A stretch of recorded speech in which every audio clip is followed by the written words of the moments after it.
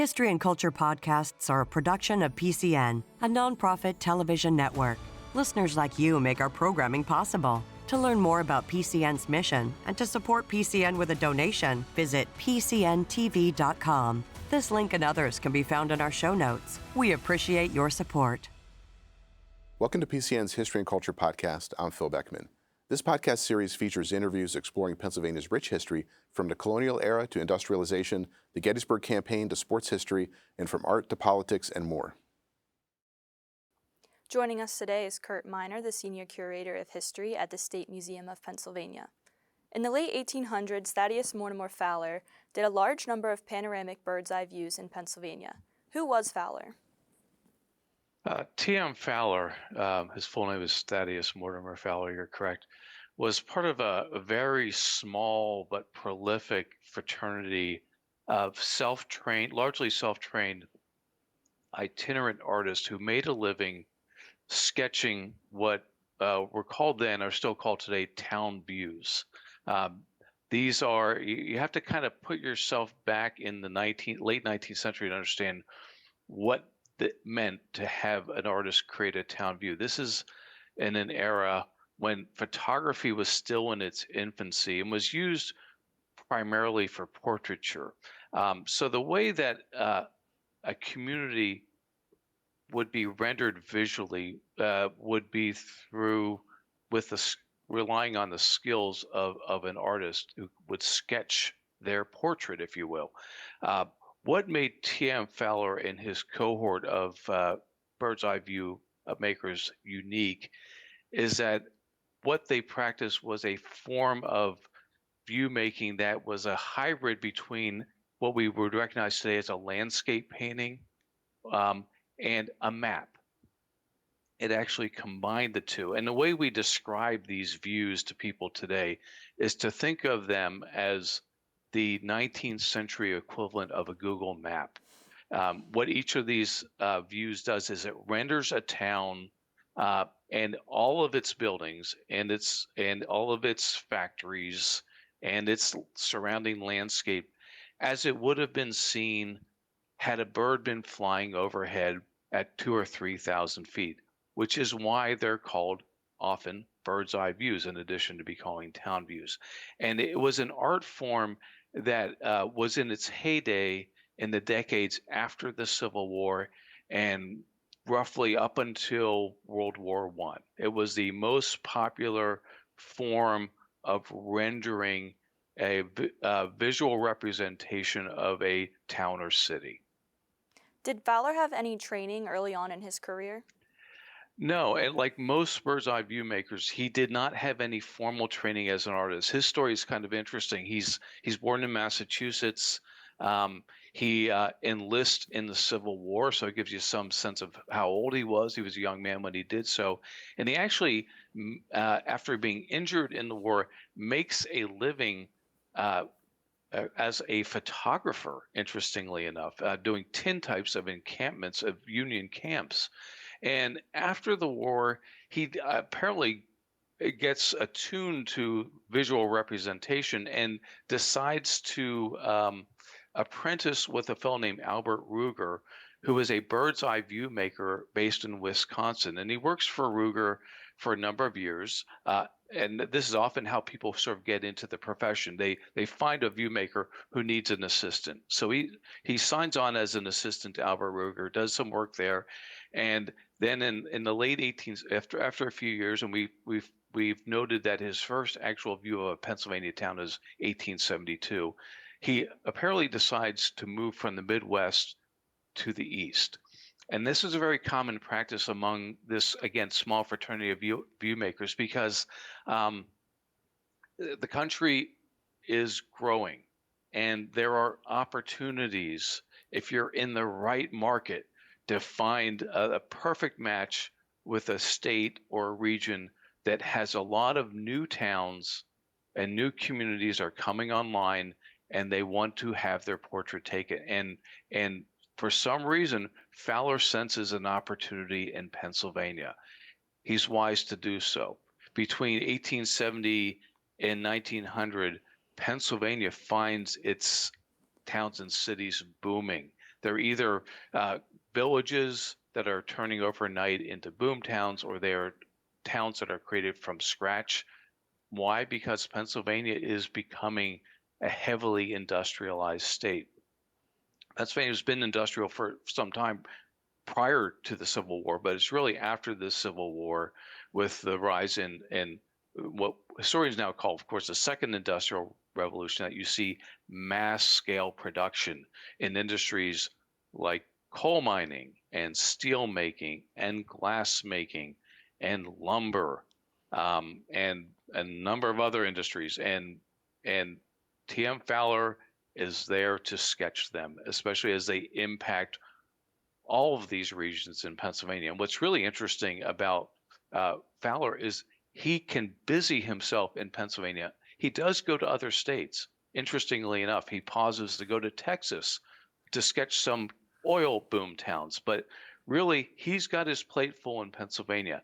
So full, in fact, that by the time his career is completed in 1922, he goes down in history as the most prolific view maker in the country. Over 425 views to his credit. Over half of them are in Pennsylvania, which by extraction, I guess I would say, what that does is allows Pennsylvania to be the most the town that has the most views of any other state in the nation. Did he ever do the same location in Pennsylvania more than once? He did. And one of those, at least twice.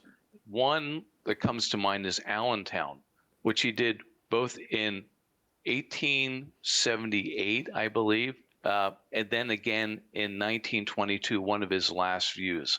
And it's a time capsule, because the Allentown of 1922 is quite different from the Allentown of 1878, and that provided opportunity to compare and contrast. But in most cases, he did only one view of each town. Now, you mentioned the small fraternity of view makers. Was he largely working alongside them, or was he working independently during his career? Well, these guys knew each other very well. He worked independently, but he would occasionally partner with other view makers. And the way the business operated, it was a pretty smart operation to have someone to work alongside with you, because, well, it allowed one of the individuals to kind of do reconnaissance, find work, if you will, at the next town, while the other one completed the view and stayed behind to sell them. That's a key part of this operation. This was a business. And in order to generate business, T.M. Fowler and his cohort had to convince town fathers to agree to hire him and allow by selling subscriptions to the finished product. So if you're trying to make this a profitable business, it made sense to join forces, as T.M. Fowler did in the late 1880s with a fellow named James Moyer, who became his partner for about 15 years.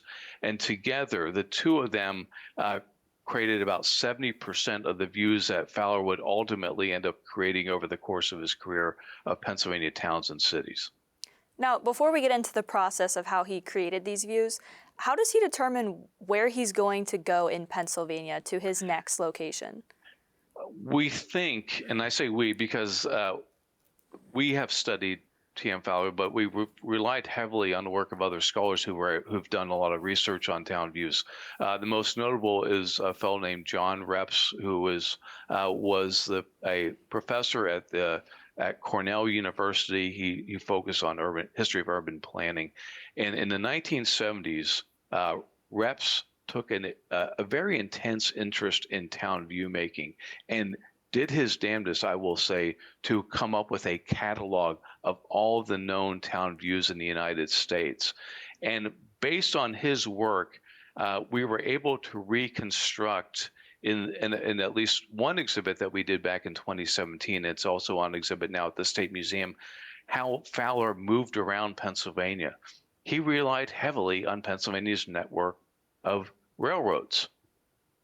And it's not a coincidence that he thought he did so many views in a given year in the same location because he was trying to maximize his efforts. So, for instance, in the early 1890s, it's evident that he's working in northeastern Pennsylvania. He's going through what we now call the coal region, and in the first exhibit we did on Fowler back in 2017, we overlaid a map of a series of towns in Schuylkill County, alongside with a list of all the views he did in a particular year, and they all kind of match up. They were all within a few miles of each other. So he was really trying to concentrate his effort.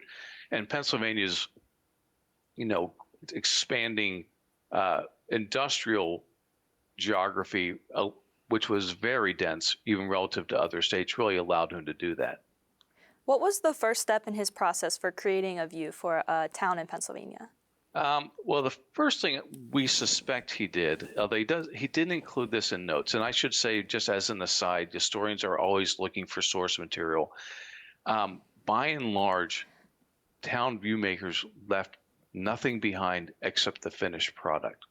But we suspect that they would have walked into a town, arrived at the train station, probably found a map, and had a large sheet of paper over which they created a kind of town plan.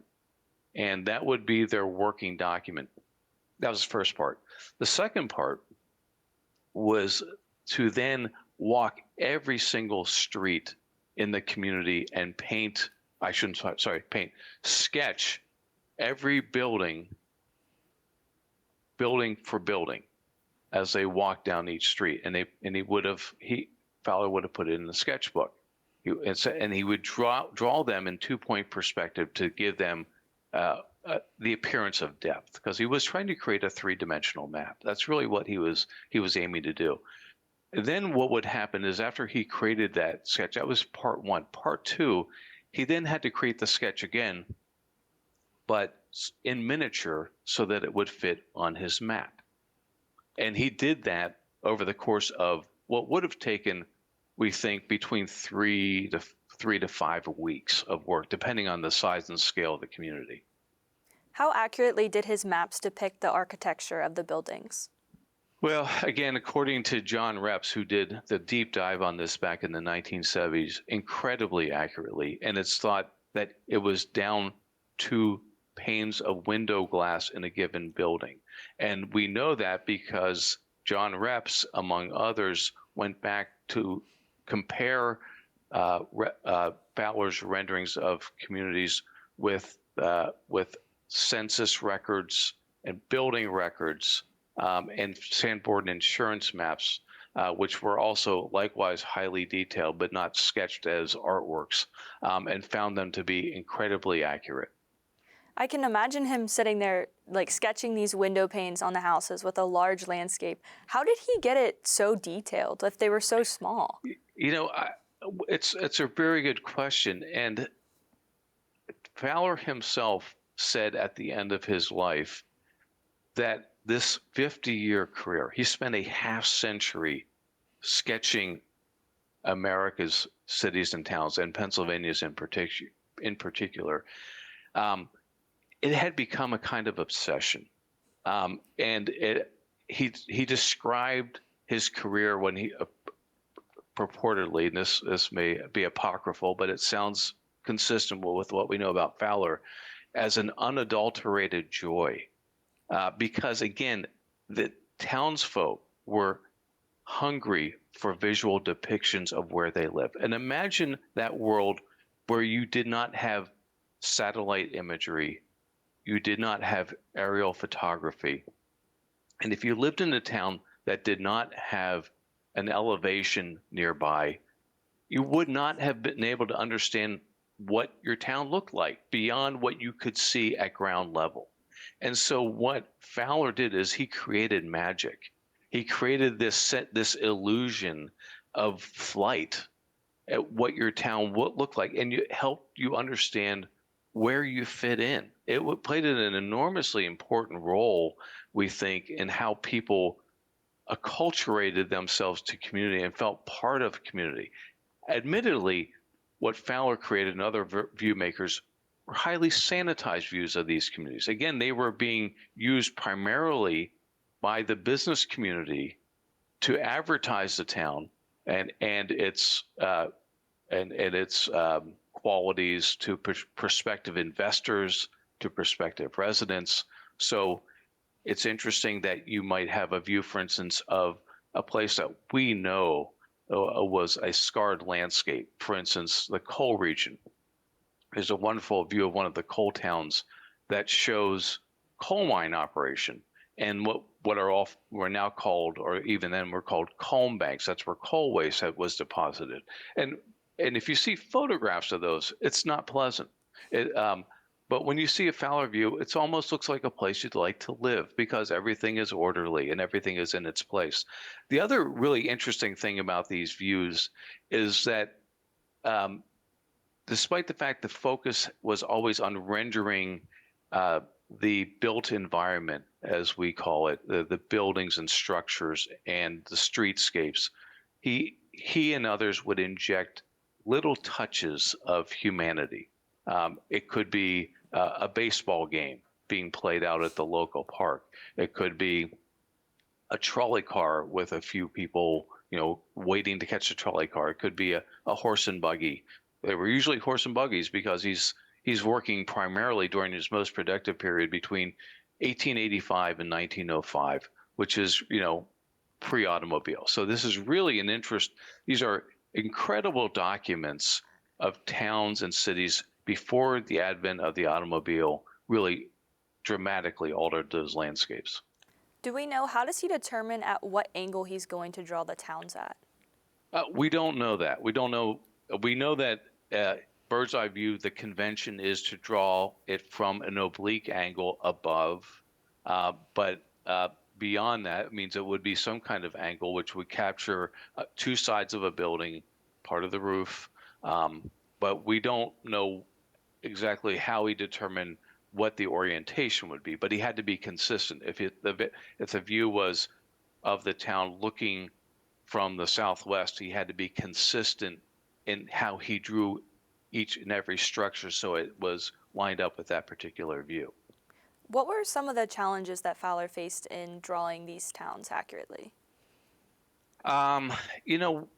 We don't really know because he didn't really describe the process. It was a business venture, and his goal was to make it look as seamless as possible. But I would think part of the challenge was I suspect keeping up with the pace of change. I'll give you a good example of that. He sketched the town of Latrobe, which is out in western Pennsylvania and Westmoreland County. And what's interesting about it is that it shows the town. It also shows a development that hasn't been completed yet. And you have a sense that he wasn't sure how quickly that was going to move.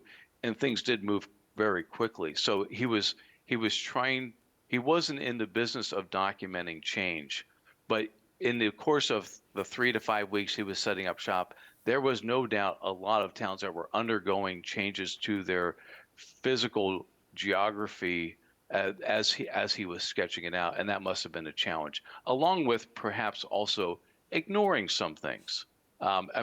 This is a time when there was a immense wealth being created and also immense poverty. You don't see slums. You don't see the immigrant courtyards that we know to have existed in the mill towns of southwestern Pennsylvania, which ironically come under close scrutiny a few years after Pittsburgh's portrait is painted, which I think is, sketched by Fowler, which is in 1902. It's probably the largest city that he includes among his Pennsylvania subjects, and Pittsburgh is booming in 1902, but it's also becomes a bit of a poster child for income inequality, as we would call it today, because of the bracing extremes of wealth in that city. He also put in a light touch, as I kind of alluded to before, to the environmental degradation that as a result of this. A good example of that you would find in the views created in the northern tier of Pennsylvania for many of the lumber towns.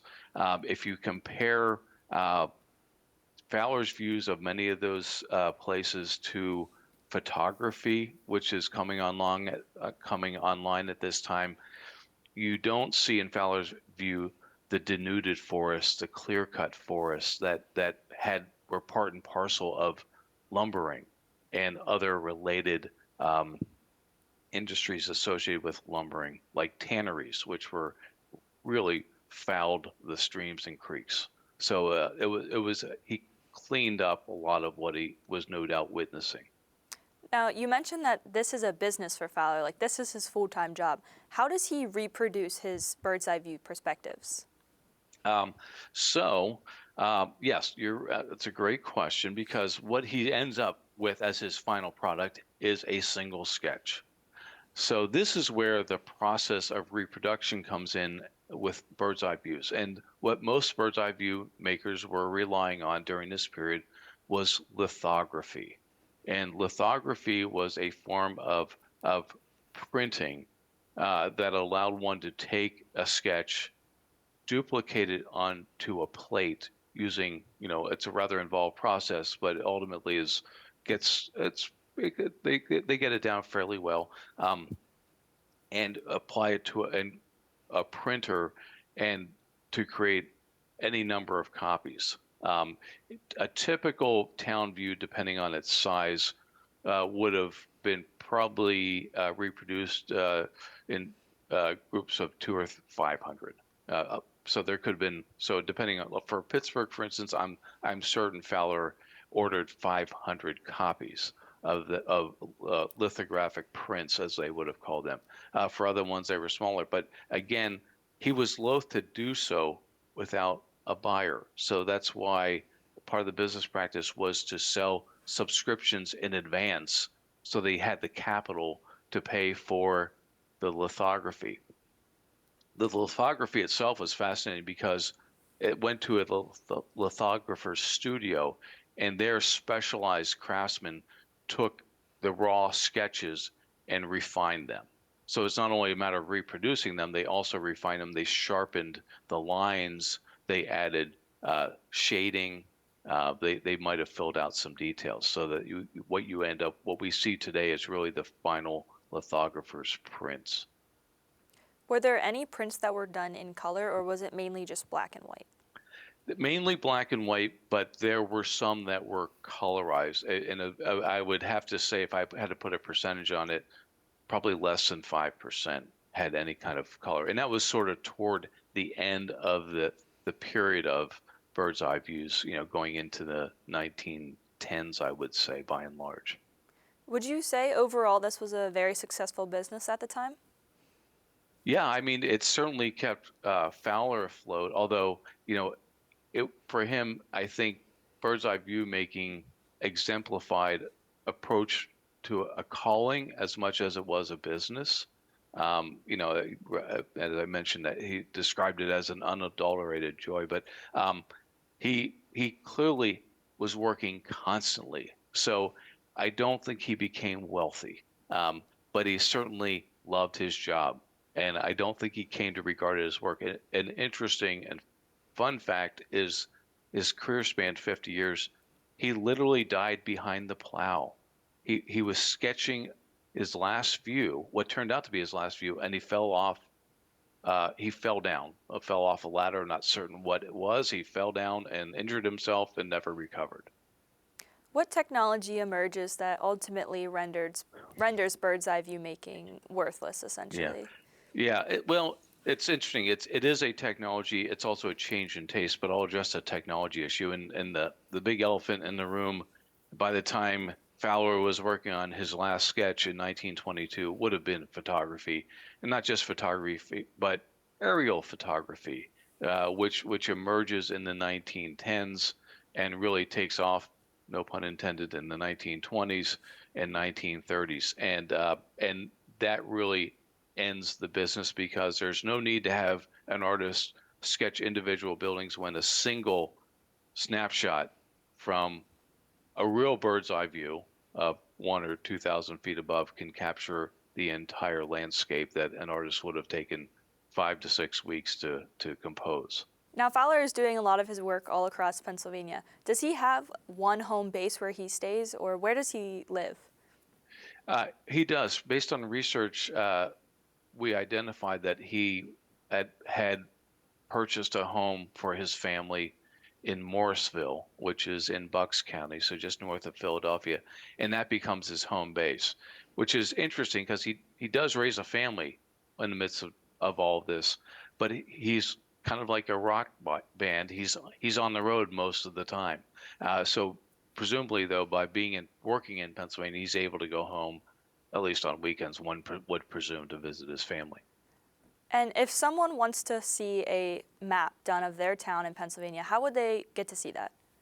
Well, we would really encourage them to come to the State Museum of Pennsylvania here in Harrisburg, where on the second floor in our Industry and Transportation Gallery, we have a permanent display on the work of T.M. Fowler and Industrial Pennsylvania. And included in that exhibit, along with about 15 lithographic prints, is a large interactive on which is a map of Pennsylvania where they can see digital scans that they can enlarge of over 200 Pennsylvania towns sketched by T.M. Fowler and his partner James Moyer.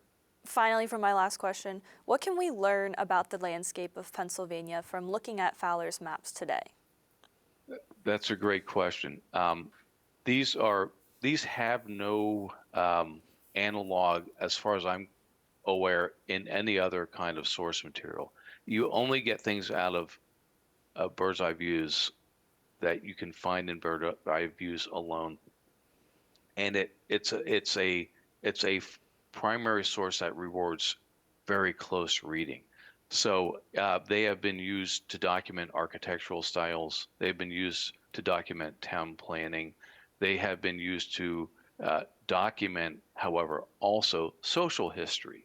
You can look at a bird's eye view and get clues not only about what people did for a living there, but who those people were. One of the things I find really fascinating is looking for those details in these bird's eye views and trying to figure out what they mean. And I'll give you an example. One of the more curious little businesses I found in northwestern Pennsylvania was in a town called Northeast, which is in Erie County, was a basket factory. And I've asked, so Fowler sketched a basket factory. Well, why is there a basket factory in Northeast Pennsylvania? And then you look closer and you say, they were producing grapes. You needed baskets to harvest grapes. So it was really something, could you find that out through other sources? Probably, but you'd have to do a little bit digging. But these towns reveal their stories through what they present, much like portraits do. It's in the details. And I know that Pennsylvanians are very, very rooted people. I think people would really appreciate these views today because they provide a visual document of places that we all live in and continue to live in. What's interesting is a lot of things have changed, but there's a surprising amount of detail that has remained. And that's why these always invite investigation. We've been speaking with Curt Miner, the Senior Curator of History at the State Museum of Pennsylvania. Curt, thank you for joining us. Well, thanks for having me, Carson. Listeners like you make PCN programming possible. Full episodes of PCN's history and culture content, like the interview you just heard, are available to stream with the PCN Select app. Explore other documentary programs, event coverage, and a lot more. This project was financed in part by a grant from the Commonwealth of Pennsylvania, the Department of Community and Economic Development. To learn more about PCN's mission and to support PCN with a donation, visit pcntv.com. This link and others can be found in our show notes. We appreciate your support.